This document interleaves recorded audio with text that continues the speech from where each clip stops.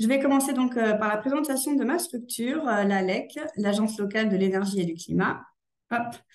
Alors oui, pour rappel, vous n'avez ni vidéo ni micro. Vous pouvez poser toutes vos questions dans le chat. On y répondra à la fin du webinaire. Alors l'ALEC, l'Agence locale de l'énergie et du climat, nous sommes une association de loi 1901. Vous nous connaissez pour la plupart. Nous avons deux champs d'expertise, les économies en eau et en énergie. Et nous devons aider voilà, différents publics dans ces champs d'expertise, notamment avec des suivis de consommation, des rendez-vous personnalisés, des animations et des visites de sites. On a à la fois des conseillers pour tout ce qui est logement individuel, on a également des conseillers en copropriété, c'est plutôt le thème de la soirée, les professionnels également. On a des conseillers en énergie partagée, donc ils vont travailler plutôt dans les communes pour faire le suivi de conso des bâtiments publics et des écoles. Et en parlant des écoles, nous avons une collaboratrice qui travaille avec les écominos. Donc, c'est un programme pour former les enfants dès le plus jeune âge. Au niveau de notre territoire d'action, nous sommes donc sur le territoire de la métropole de Montpellier. Donc, on travaille sur les 31 communes. On est financé par la métropole en majorité. Si on dézoome un petit peu au niveau de la carte, on va arriver sur la région. On fait partie des 31 guichets de la rénovation énergétique de l'Occitanie. L'Occitanie qui se veut être la première région à énergie positive d'Europe, avec donc de grandes ambitions. Et si on dézoome encore un peu sur la carte, on va arriver au niveau national avec le réseau France Rénov', où nous sommes tous des conseillers France Rénov', l'État qui se veut qui s'est donné comme objectif de 40% ses émissions de gaz à effet de serre d'ici 2030. Alors là, je vous montre le troisième forum de la rénovation énergétique des copropriétés qui aura lieu le 24 novembre. Donc, tous mes collaborateurs et moi-même seront présents toute la journée. On y retrouvera également les intervenants de ce soir pour ce fameux programme sur le financement des racks à vélo. Et on a une matinée qui sera ouverte aux professionnels, une après-midi ouverte au grand public avec un verre de l'amitié. Donc, n'hésitez pas à vous inscrire et à venir nous rencontrer ce jour-là. Voici l'équipe, 27 salariés aujourd'hui, avec notre adresse, nos coordonnées. Donc, vous pouvez nous joindre pour toute demande concernant les accompagnements de rénovation énergétique des copropriétés.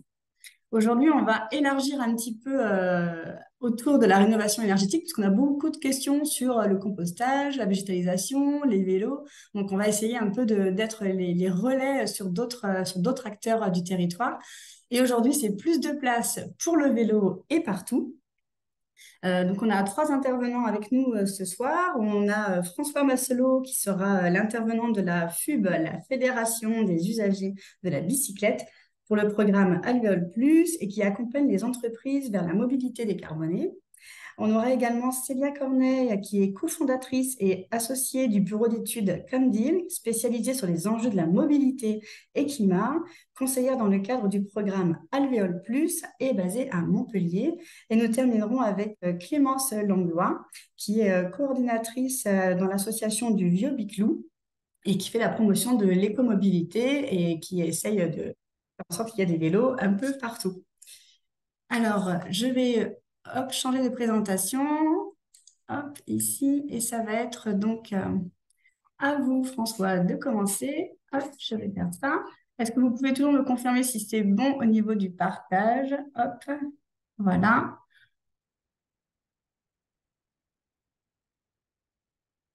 Le partage? Je pense que personne n'a le micro, donc Alors, attendez, on va regarder ici. Oui, c'est bon le partage. Ok, super. Merci. voilà, bonsoir, merci pour l'introduction. Donc, je suis François Masselot, moi, j'habite à Clapiers, je suis actif bénévole à Montpellier sur les questions de mobilité avec Vélocité et la FUB.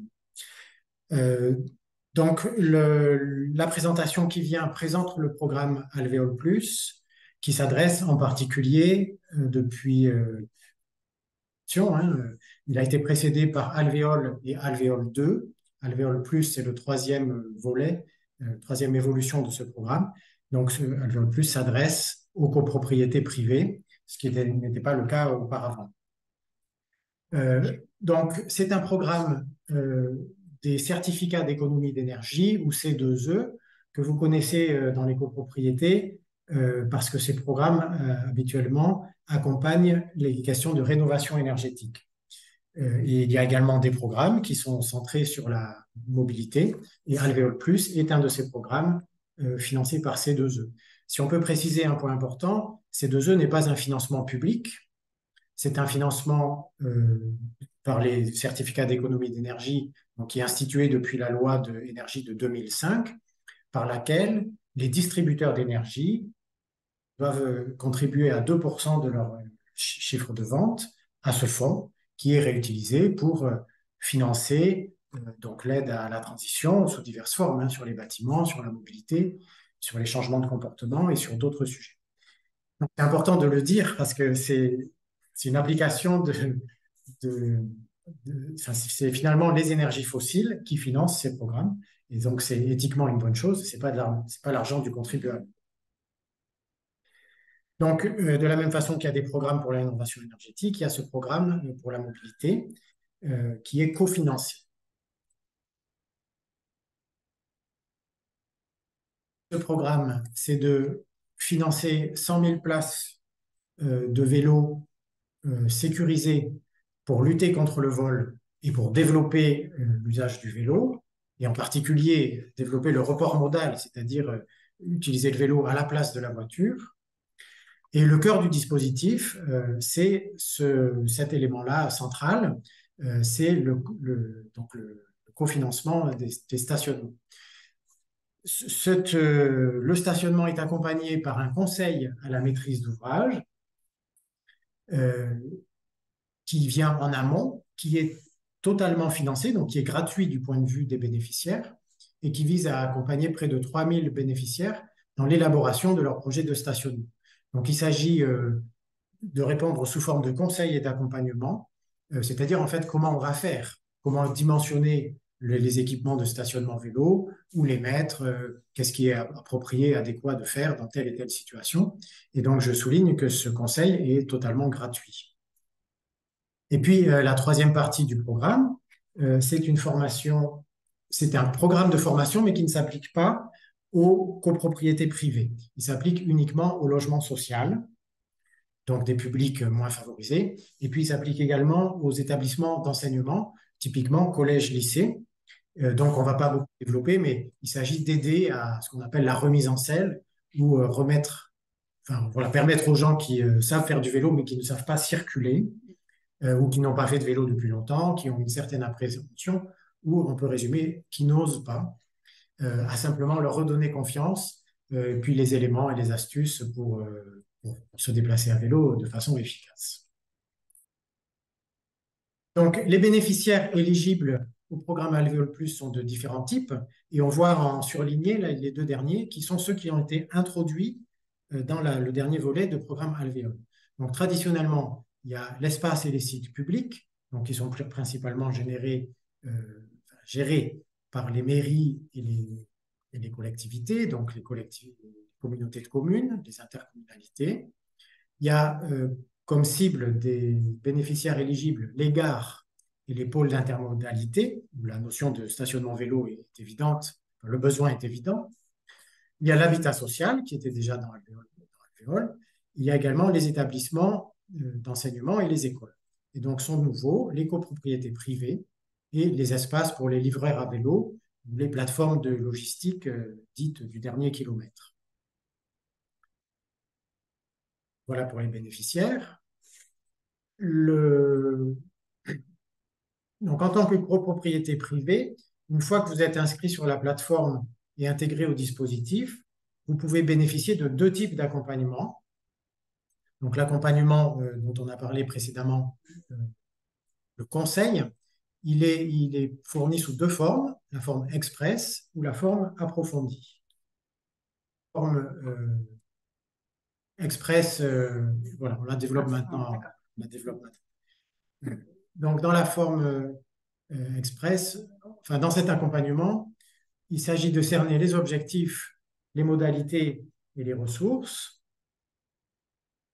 dans la limite des volumes précédemment indiqués. Vous pouvez bénéficier. C'est-à-dire que une copropriété peut mener plusieurs projets d'installation de stationnement vélo et cet accompagnement s'applique pour un des projets, c'est-à-dire c'est par bénéficiaire, c'est un accompagnement par bénéficiaire. pas un accompagnement pour chacun des projets que porte le bénéficiaire. Donc, on peut choisir celui qui est le plus gros, le plus stratégique, évidemment. Donc, c'est optionnel, ce n'est pas obligatoire, mais c'est totalement gratuit, totalement pris en charge par le programme. En termes de ressources, il y a un questionnaire d'analyse qui permet aux conseillers d'en savoir un peu plus sur l'état de maturité du projet. Donc, ça commence par un questionnaire. Et puis, sur le site Alvéole Plus, on a aussi un guide du stationnement qui est très complet et qui permet de vous accompagner, en tout cas de poser les bonnes questions avant d'y répondre. Il s'agit toujours de poser les bonnes questions pour monter son projet de stationnement.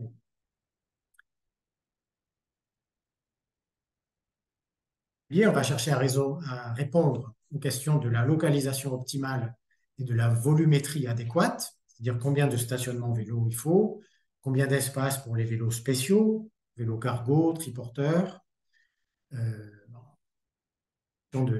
la taille de la copropriété. On regarde l'existant, on regarde ce qui peut être amélioré, et puis on regarde ensuite les équipements de stationnement qui sont le mieux adaptés à la configuration du site. Donc, le programme propose une typologie d'équipements qui sont référencés par des fournisseurs. Donc, on regarde dans le catalogue. On ne doit pas faire soi-même les recherches. Alvéole a déjà sélectionné les équipements agréés, recommandés. Et donc, voilà, le programme est déjà prémâche un certain nombre de choses. C'est tout son intérêt. La prestation, on ne va pas tout détailler ici, mais l'Express se déroule en visio, donc c'est le graphique du haut, en 3 points, et comprend une journée d'accompagnement d'un conseiller. Donc on a un résultat comme ça assez rapide, avec un échange et puis un petit rapport. La formule approfondie, elle, peut comprendre jusqu'à 4 jours de prestation, c'est-à-dire aller beaucoup plus dans le détail. Voilà, en fonction du projet. Et elle passe, elle, par les 5 étapes et elle comprend une visite sur site qui permet de bien se rendre compte de l'existant, des difficultés éventuellement à planir pour installer un stationnement efficace. Et les 2 parcours sont gratuits, Express et approfondi. Les 2 sont gratuits. Et on va choisir en fonction du besoin, de la demande, de la taille du projet. Alors, la deuxième partie, donc ça c'est préliminaire en quelque sorte. Et je peux noter on peut noter que pour s'activer, un programme de stationnement va forcément passer par un vote en AG, un AG de copropriété, ce qui peut prendre un certain temps et créer certains délais. Notez que comme ça n'implique pas de financement, la partie conseil et accompagnement peut, elle, être déclenchée sans passer par AG et donc sans délai. Donc, si on porte un projet de stationnement, on peut d'ores et déjà préparer le travail avec cette prestation d'accompagnement. Ensuite, le service de stationnement lui-même se déploie de 3 façons. Donc, de la plus élaborée, c'est ce qu'on appelle une consigne sécurisée, c'est-à-dire c'est un abri fermé, complètement fermé à l'abri de la pluie et également fermé parce qu'il y a une serrure, un verrou, qui fonctionne soit par badge, soit par digicode ou d'autres solutions. Donc, c'est le plus complet. Et pour ce type d'investissement, il y a un financement de 40%, un cofinancement de 40%. Donc, ce sont des équipements qui sont dans les 20 000 ou 30 000 euros. Bon, c'est des chiffres très à la louche, mais c'est quand même assez conséquent avec tout le système de sécurisation. Et donc, un montant pris en charge par remplacement. Donc, si on installe une consigne avec 20 places, c'est 20 fois 1200 qui est pris en place, qui est pris en charge, donc autour de 25 000 euros. Donc, c'est quasiment la totalité des frais. Enfin, le plafond est à la totalité, mais on paye 40%. Donc, on prend le plus petit entre les 40% et le plafond. Et nous, on est en ZFE, donc 50% de Montpellier. Et exactement, ce sera 50% pour toute la partie de Montpellier qui est en ZFE. Et la ZFE sera étendue à toute la métropole à terme, donc à terme, toutes les copros de la. La deuxième façon, c'est de faire un abri ouvert, donc qui n'est pas fermé à clé, qui est abrité des intempéries avec des arceaux vélos sur lesquels on peut attacher les vélos avec un cadenas. Donc, c'est des équipements qui sont nettement moins chers. Donc, il y a le montant maximal pris en charge par place, il pèse à 650 euros.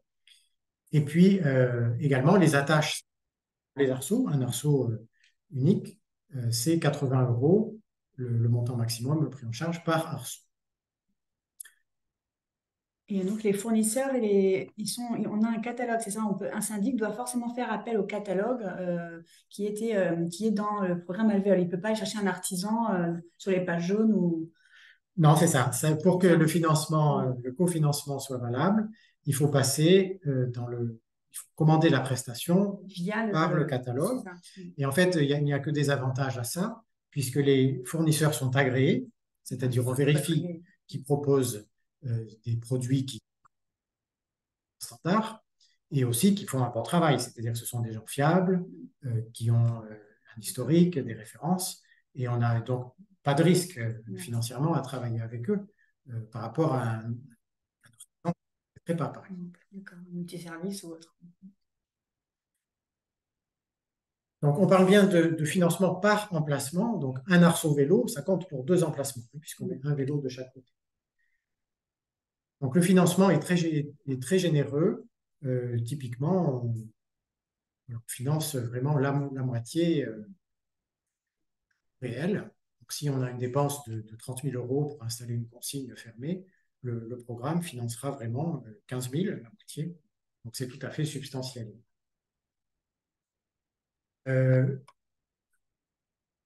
Bon, donc les équipements doivent être éligibles à certains critères.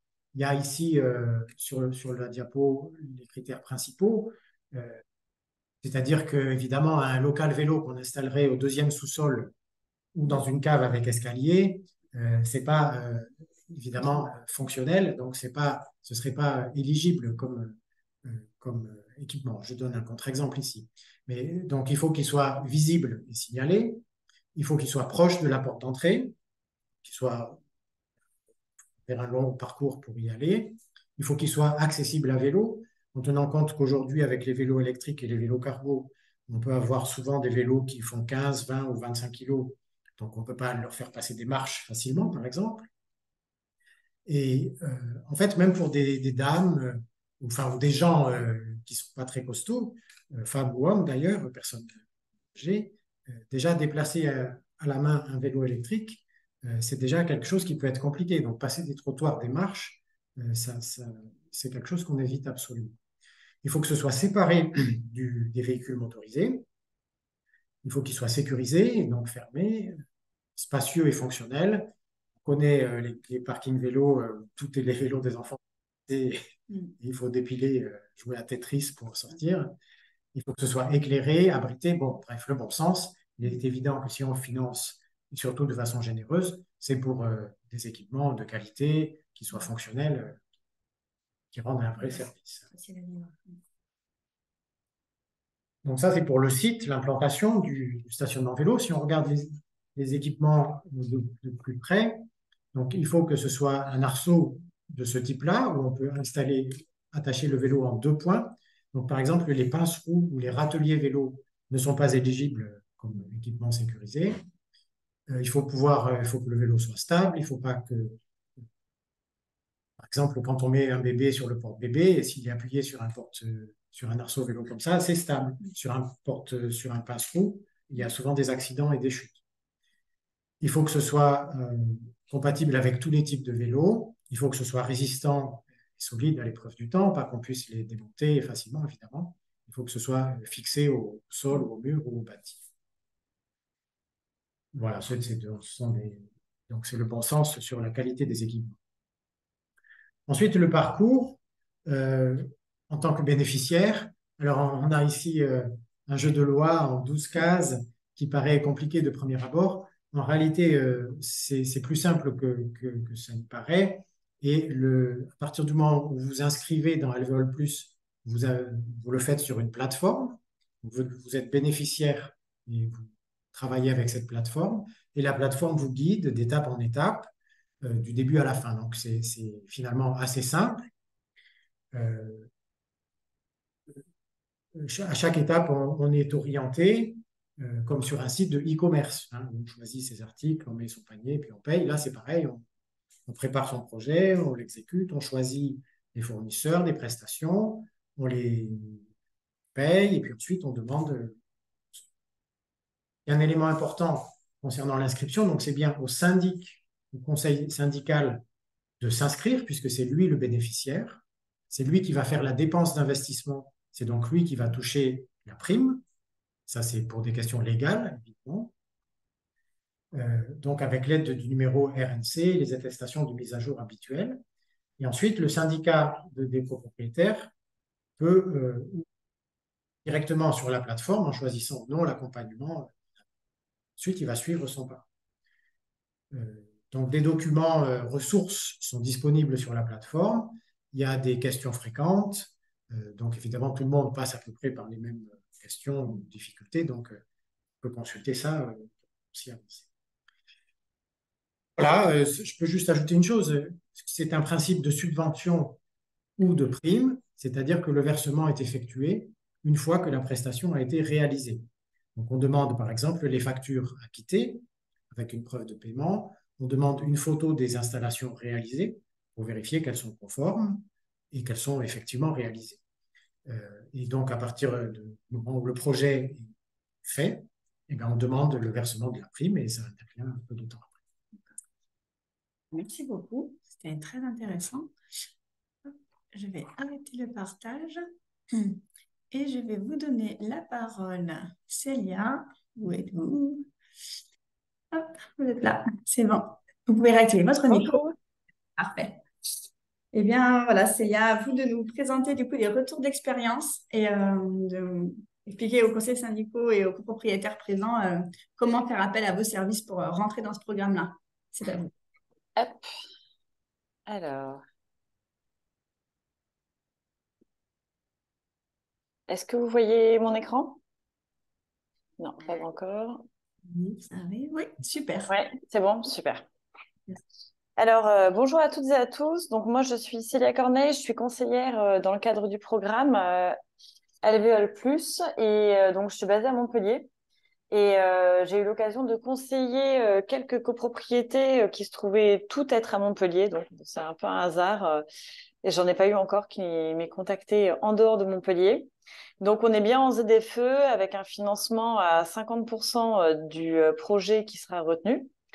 J'ai choisi de vous présenter deux copropriétés qui me semblaient assez intéressantes parce que elles avaient plusieurs aspects qu'on peut retrouver assez fréquemment sur différentes copros. Alors, attendez, j'ai juste, hop, voilà, comme ça je vous vois ici. Alors, sur la première résidence que je vais vous présenter, donc on est sur une résidence de 101 lots, donc une résidence assez importante. Et là, la demande des habitants, c'était à la fois d'améliorer le stationnement existant et de disposer de plus d'espace. Donc, sur les photos que vous voyez sur la droite, c'est le local sécurisé dont ils disposent. Donc, on voit que c'est quand même un local assez spacieux où ils peuvent ranger. Quand on était là, il y avait 36 vélos. Donc, c'était quand même assez conséquent. La problématique qu'ils avaient aujourd'hui, c'était qu'il y avait de plus en plus de vélos à assistance électrique au sein de la résidence. Et ces vélos ne pouvaient pas s'attacher aux pince-roues existants. Donc les pince-roues, vous voyez, c'est ces accroches un petit peu tournicotées avec lesquelles on peut accrocher que la roue avant et qui posent problème parce que ça peut très facilement être volé et ça peut aussi voiler les roues, notamment les roues des VAE qui sont souvent plus larges, ne rentrent pas aussi dans les pince-roues. Et donc, les propriétaires des vélos assistance électrique avaient décidé de mettre leurs vélos au sein du local moto ce qui posait des problèmes de conflit d'usage au sein du local moto, parce que les motos, en fait, elles avaient un axe de rotation, ce qui faisait que les motos risquaient d'abîmer les vélos. Donc voilà, on était un peu sur des conflits d'occupation des différents espaces. Au sein de cette copro, ils avaient abordé le projet en assemblée générale et si je me souviens bien, ils avaient eu un premier devis dont ils n'avaient pas su exactement quoi faire parce que justement, comme c'était dit précédemment, ce qui est bien d'avoir des fournisseurs référencés, c'est que vous savez que c'est des fournisseurs qui vont vous fournir du matériel conforme en termes d'attente des cyclistes. Là, en l'occurrence, c'était une personne qui était un artisan qui leur avait fait un devis et qui ne correspondait pas à leurs attentes. Donc, suite à la visite terrain qu'on a faite donc, avec le syndic et quelques habitants que vous pouvez voir sur la photo qui, du coup, portaient ce projet de stationnement, il y a eu plusieurs solutions qui ont émergé. Donc, tout d'abord, c'était de réaménager le local existant en mettant en place du stationnement perpendiculaire avec surélévation de la roue avant. Alors, des termes un petit peu techniques pour dire tout simplement, comme vous voyez là sur le petit schéma, en fait, il y aura 2 allées de stationnement vélo.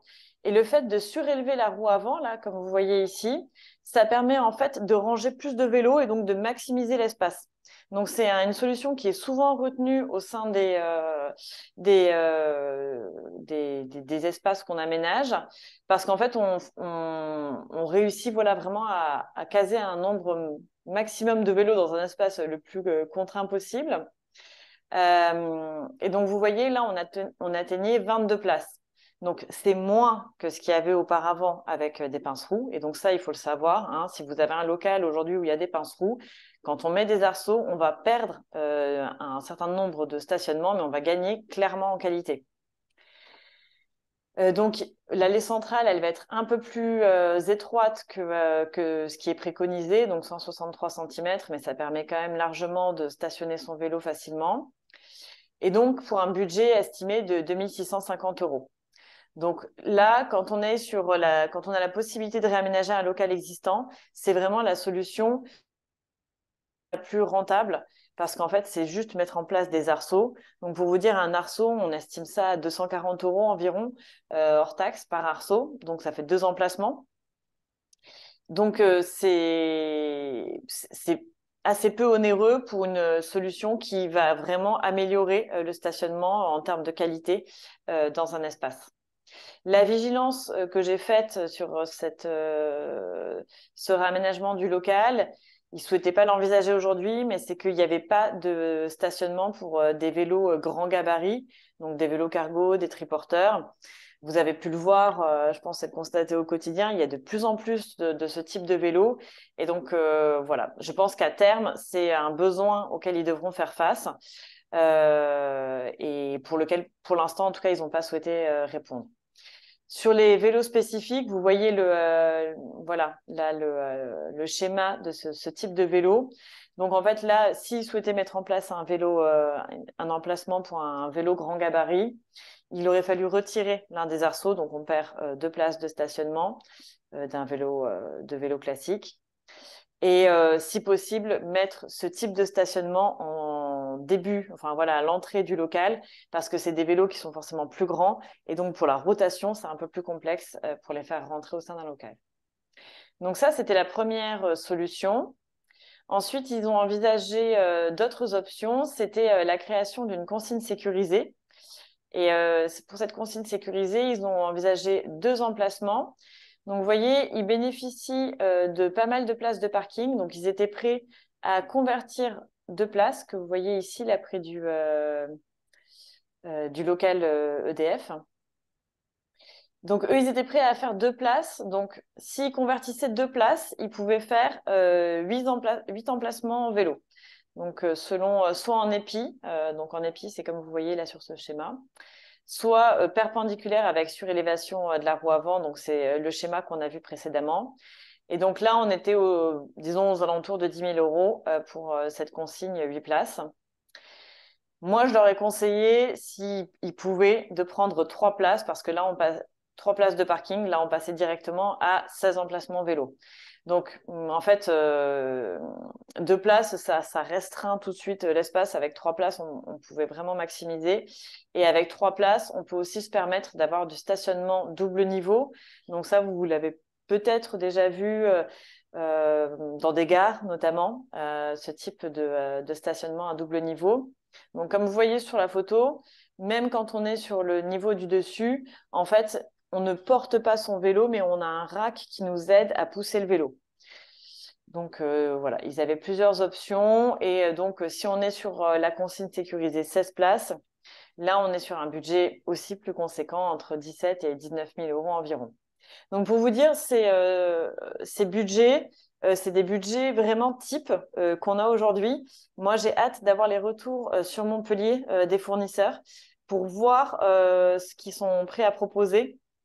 Donc là, on est vraiment sur des budgets qui sont nationaux. Donc normalement, il ne devrait pas y avoir spécifiquement de différence sur Montpellier, mais en tout cas, peut-être que si aussi il y a beaucoup de demandes, ça viendra à ce qu'on puisse optimiser les prix au sein de l'agglo. La deuxième configuration qu'ils ont envisagée, donc vous voyez, ils ont cet espace qui se trouvait à l'entrée de leur copropriété. Donc au-dessus, là, on a un balcon. Et cet espace, il servait à rien, en fait, aujourd'hui. Et donc, ils ont envisagé de se dire, bah, est-ce que finalement, on pourrait pas mettre du stationnement vélo à cet endroit-là? Donc là, la possibilité, c'était, on pouvait mettre 10 emplacements avec 2 configurations possibles. Donc, toujours perpendiculaire sur élévation de la roue avant, ou bien en épi. Et donc là, on était sur un budget qui devrait avoisiner 10 000 euros. Donc là, l'idée, ce serait de faire un bardage, vous voyez, tout le long de cet espace. Et il faudrait faire un éclairage spécifique parce qu'il y a un éclairage de l'entrée, mais pas tout spécifiquement de ce locage. Et une fois qu'il y aura le bardage, forcément, il y aura une forme d'obscurité au sein de cet espace. Voilà pour cette première résidence. Donc, comme vous voyez, en fait, c'est assez intéressant parce qu'au moment de la visite terrain, on a souvent de nouvelles idées. Donc, c'est-à-dire qu'il y a des choses qui avaient déjà été envisagées avant même qu'on vienne sur le terrain. Et par exemple, cet espace-là, c'est en venant sur le terrain où on s'est dit, bah, en fait, il y a peut-être une opportunité. Donc, après, moi, je leur ai ouvert les champs des possibilités et ce sera à eux de choisir ce qui leur semble le plus satisfaisant. Ensuite, la deuxième résidence, donc là, hop là. Alors, c'est une résidence que je suis en train de conseiller, donc j'ai pas encore eu le temps de faire les plans et les possibilités. Mais ça, c'était aussi pour vous montrer, pareil, une résidence sur laquelle on paraissait un petit peu contraint au début et au cours de la visite terrain, on en est venu à avoir finalement un éventail de solutions qui était beaucoup plus large. Donc ici, on est sur une résidence de 55 logements avec des typologies du T1 au T5, donc c'est quand même assez dense. On est aussi sur une demande des habitants. Il y a environ une quinzaine d'usagers du vélo actuellement. Le projet a été abordé en AG. Ils ont reçu 3 devis avec des prix très, très différents. Et du coup, ils savaient pas sur quel pied danser. Donc, il n'y en a aucun qui a été validé. Et donc, ils ont sauté sur l'occasion du programme Elles veulent plus pour se dire qu'ils auraient besoin de savoir un peu mieux ce qu'ils pourraient faire. Aujourd'hui, ils ont un stationnement au sein d'un ancien local que je pense que c'était un local pour le ménage, donc que vous voyez sur la photo là, et où les vélos sont vraiment rangés en vrac là pour le coup. Donc certains apparemment s'accrochent à ces barres de métal qui sont sur le côté. C'est un local qui est sécurisé, ouvert par porte, mais il a déjà été vandalisé à de nombreuses reprises. Donc, un espace qui n'est pas forcément satisfaisant à ce jour. Et ensuite, vous voyez en extérieur, ils ont du stationnement sur pince-roue et qui est, moi je vois très très régulièrement des vélos, enfin je connais bien cette résidence parce qu'il s'avère que c'est la résidence de l'assistante maternelle de mon fils, hasard, et donc je vois toujours des vélos qui sont stationnés sur ces pince-roues. Donc, quand on a fait ensemble la visite terrain, la première idée qu'ils avaient, vous voyez, c'est cet espace, hein, sur une dalle de béton dans la continuité des garages. Dalle de béton dont ils ne savaient pas dire exactement pourquoi elle était là et quel était son rôle. L'enjeu de cette dalle, c'est bon déjà qu'on a un sol qui est pas qui ne forme pas une surface plane. Donc, il y aurait quand même potentiellement peut-être un petit travail de gros œuvres pour aplanir cette surface. Et ensuite, il n'y a pas d'éclairage. Il faut tirer du câble pour permettre d'avoir de l'éclairage sur cet emplacement. Donc voilà, ça c'était la première solution envisagée sur laquelle on peut poser une consigne sécurisée. Donc vous avez vu les consignes sécurisées, quand c'est pas du sur-mesure, en fait c'est des box c'est un modèle tout fait. Donc il faut juste que le camion puisse rentrer jusqu'à l'espace et déposer un peu comme un Lego la consigne sécurisée sur l'espace.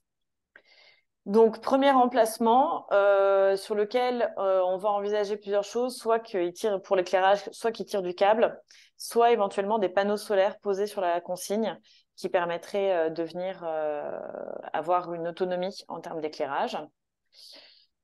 Et comme on était moyennement satisfait de cet emplacement, en y réfléchissant, on s'est dit qu'aujourd'hui, les pince-roux que je vous ai montrés sur la photo précédente, vous voyez, il y a cet espace vert là qui est voisin de ces pince-roux. Et donc, en fait, l'idée, ce serait que potentiellement, on prenne un petit peu d'espace vert. C'est une résidence sur laquelle il y a énormément d'espace vert. Donc, c'est pas comme si on retirait vraiment le poumon de la résidence. Et donc, voilà, aujourd'hui, c'est des lauriers fleurs qui sont plantés. Donc, il y aurait la possibilité de venir regagner ici et donc de poser un abri de type consigne sécurisée en enlevant les pince-roux et en regagnant au maximum. Donc, vous voyez, aujourd'hui, il y a une courbe.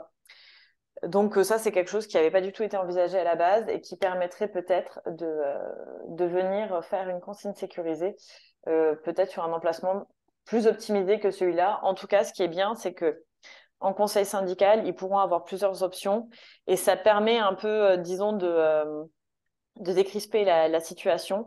S'il y a une situation qui est vraiment tendue sur l'un des deux emplacements, ils pourront se rabattre sur l'autre emplacement. Voilà, donc c'est les deux exemples que je souhaitais vous présenter ce soir pour vous dire ces deux copropriétés. Elles ont fait appel toutes les deux à à une forme de conseil approfondi. Donc aujourd'hui, moi j'ai eu 5 copropriétés sur Montpellier. Elles ont toutes fait appel à un conseil approfondi parce que justement ça permet cette visite sur site.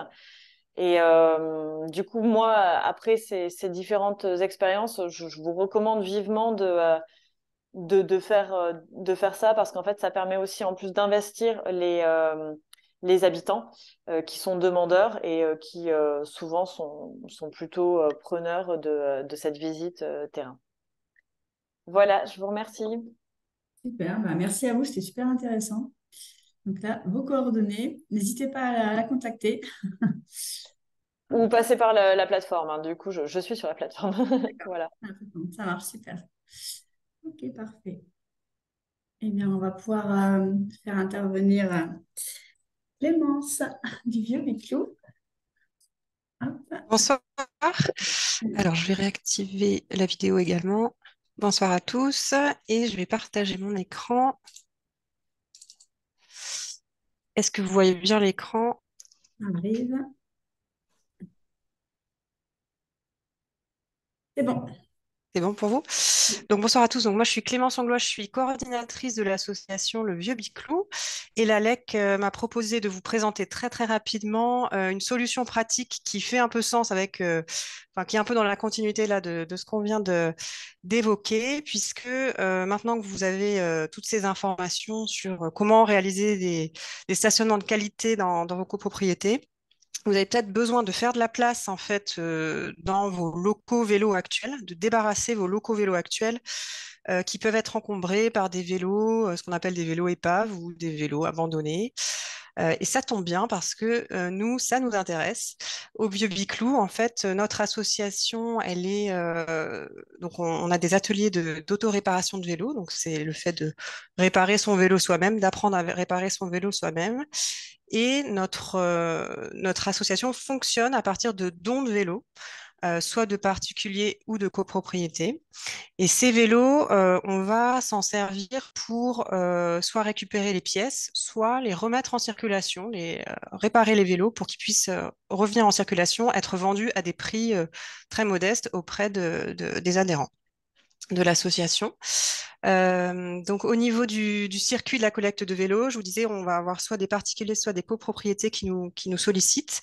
Et nous, on va se déplacer en fait alors pour les copropriétés, pas pour les particuliers, on va se déplacer pour récupérer les vélos qui après vont être soit remis en état, soit démontés pour qu'on récupère les pièces et qu'elles puissent être utilisées par les adhérents. Donc très concrètement, comment ça se passe? Quelles sont les étapes à suivre si c'est quelque chose qui vous intéresse de débarrasser votre local à vélo? Il faut d'abord prendre contact avec notre association. Donc vous aurez le contact, hein, je donnerai le support, en nous donnant quelques informations sur l'adresse, le contact de la personne en charge du suivi, le nombre de vélos concernés par l'enlèvement, éventuellement des photos. Dans un second temps, donc nous, on va vous dire si oui ou non on peut prendre en charge selon aussi la localisation. Dans un second temps, il faudra que vous réalisiez une communication auprès des habitants, des copropriétaires, en leur laissant suffisamment de temps pour prendre connaissance de cette communication, voilà, qu'il y a un projet d'enlever les vélos abandonnés, et vous allez leur demander de bien identifier leurs vélos pour que on puisse bien identifier ceux qui sont à enlever et ceux qui restent sur place. Il faut que vous nous autorisiez à récupérer les vélos donc non identifiés, et puis on va fixer un rendez-vous d'enlèvement ensemble pour pouvoir réaliser cet enlèvement des vélos.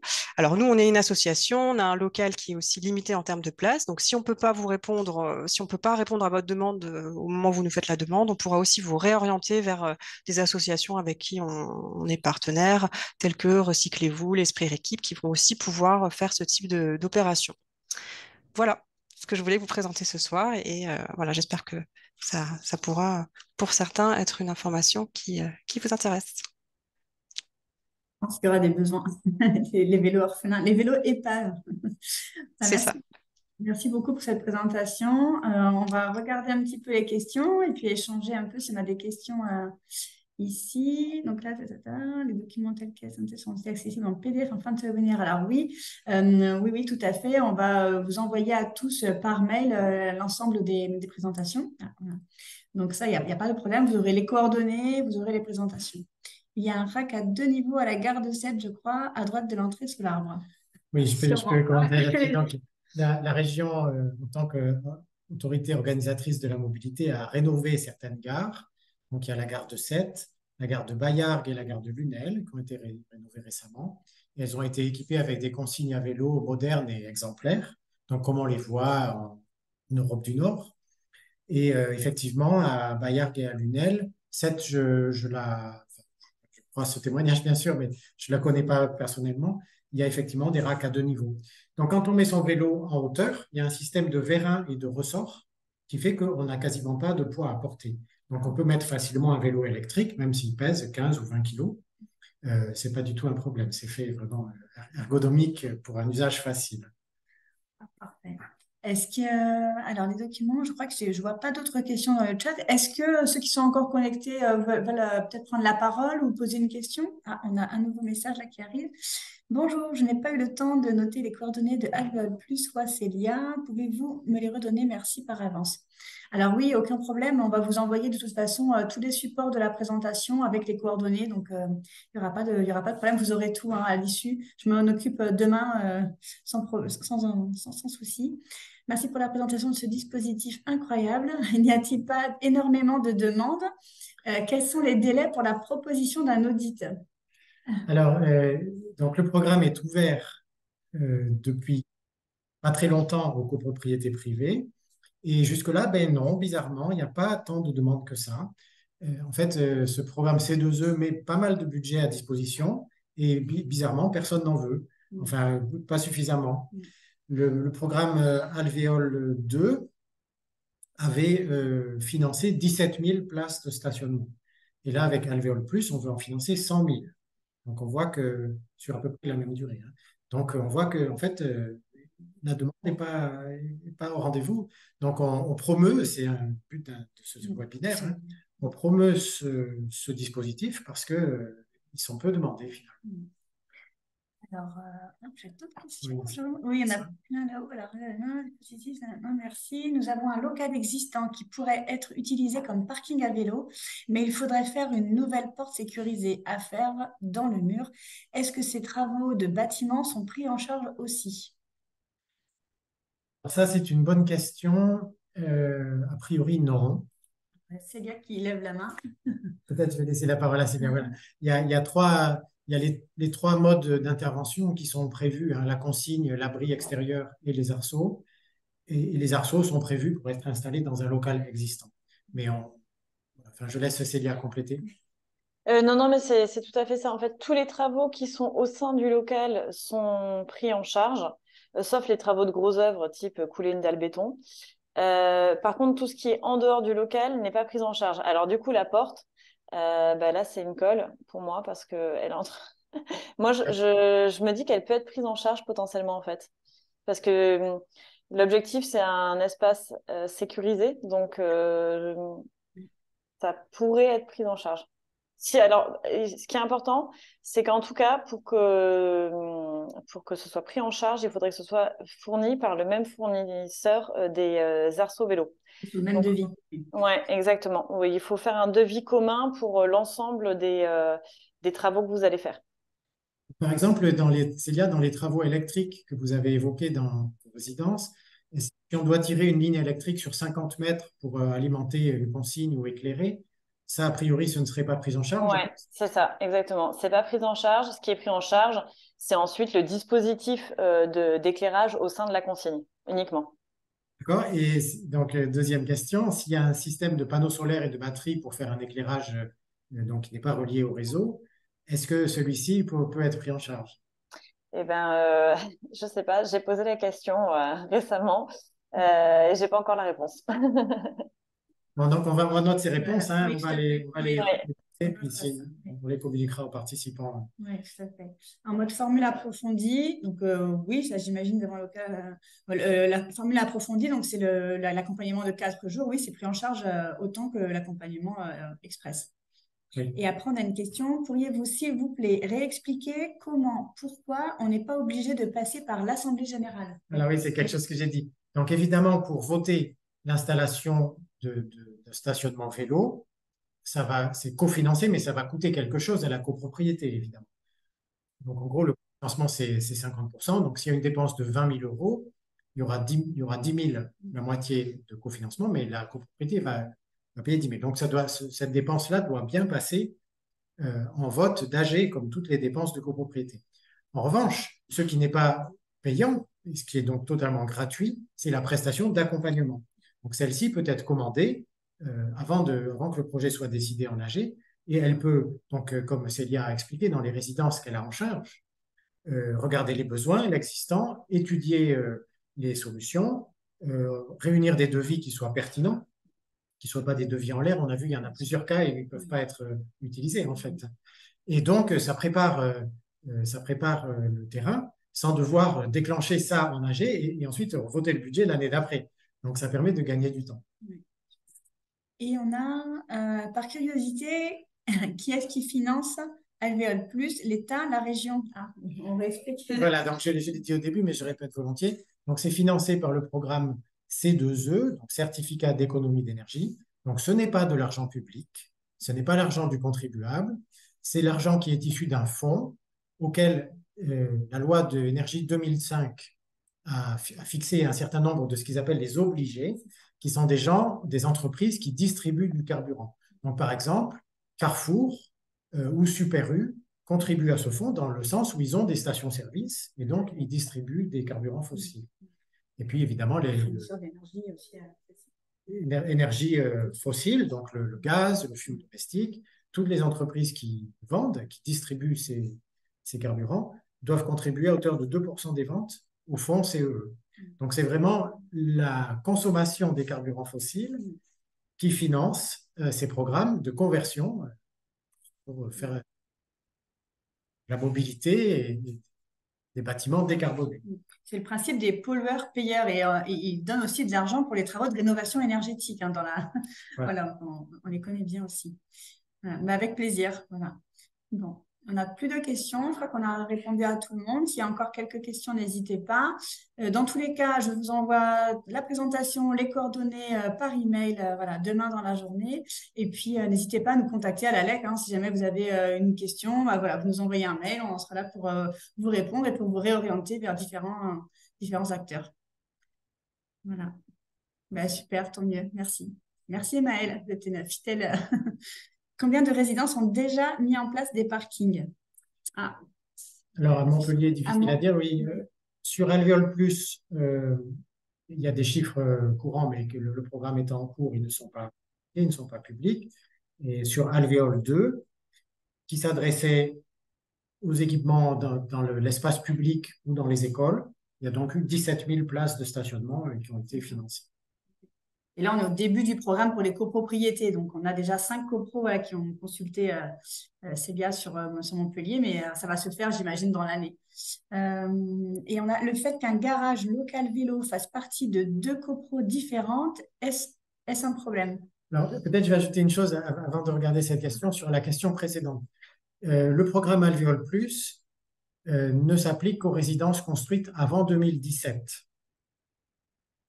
Et en fait, les résidences après 2017 ont déjà intégré dans la construction du bâti les nouvelles règles, c'est-à-dire que les locaux vélos sont dimensionnés avec une place ou 2 places par logement selon la taille des logements, un certain nombre de places. On n'accepte plus les locaux vélos sous-sol, qui avant était quelque chose qui se pratiquait malgré tout. Hein. Voilà, donc ça, c'était une précision importante. Et donc, est-ce qu'un garage local vélo, le fait qu'un garage local vélo fasse partie de 2 copros différentes, est-ce un problème? Donc, c'est un local qui est au milieu de 2 copropriétés. Oh non, je pense pas que c'est partagé. Local partagé entre 2 copros. Alors, faire 2 projets, du coup. Alors, voilà, il y a la question du bénéficiaire. Donc, il y a 2 bénéficiaires, du coup. Oui. Moi, je ne vois pas de difficulté majeure, mais il faut sans doute que les 2 bénéficiaires, les 2 copros, s'inscrivent et signalent dans leur projet que c'est un projet commun. Bien sûr. Et je crois qu'on trouvera, enfin, après, là, on tombe dans les cas particuliers. La plateforme saura trouver une solution sur le financement, relever les plafonds, enfin, trouver quelque chose qui permettra de l'appliquer. Et un délai à ne pas dépasser pour déposer le dossier. Alors oui, actuellement, le programme Alvéole Plus est ouvert jusqu'en novembre 2024. Une bonne année. C'est-à-dire pour 12 mois. Donc ça, c'est la visibilité gouvernementale. Parce que les fonds C2E sont quand même pilotés par le ministère de la Transition écologique dans une logique budgétaire. Donc les sommes sont affectées sur certaines périodes de temps.